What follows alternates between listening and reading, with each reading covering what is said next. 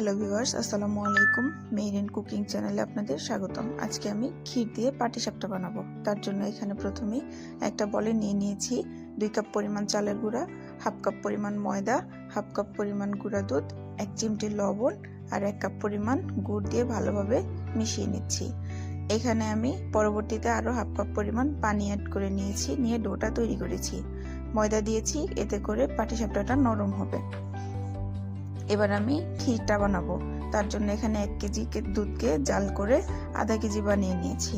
এবার আমি দিয়ে দিব এখানে হাফ কাপ পরিমাণ গুঁড়া দুধ।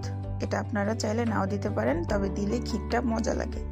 এবার দিয়ে দিব এখানে আমি 4 টেবিল চামচ পরিমাণ গুড়টাকে আমি পানিতে মিশিয়ে নিয়েছি, এতে করে দুধটা ফেটে যায় না।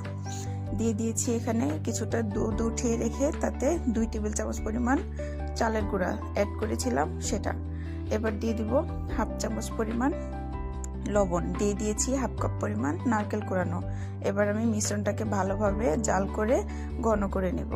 এই যে দেখেন আমার ক্ষীরের কালারটা কি সুন্দর এসেছে।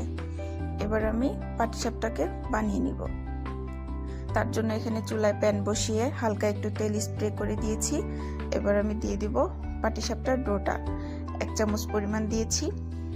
এখানে আমি 10 সেকেন্ড সময় পর্যন্ত অপেক্ষা করব। দিয়ে দিব তারপর ক্ষীর দিয়ে খুব সাবধানের সাথে রুটিটাকে উল্টে পাটিসাপটা বানিয়ে নিব। এই যে দেখেন কি সুন্দর করে উঠে আসতেছে আমার পাটিসাপটাগুলো, কিন্তু এখন এভাবেই আমি পরবর্তীতে সবগুলো বানিয়ে নিয়েছি। এই যে দেখেন ফাইনাল লুক। এবার আমি আপনাদেরকে একটা পাটিসাপটা ভেঙে দেখাচ্ছি যে কতটা ক্রিমি আর নরম হয়েছে।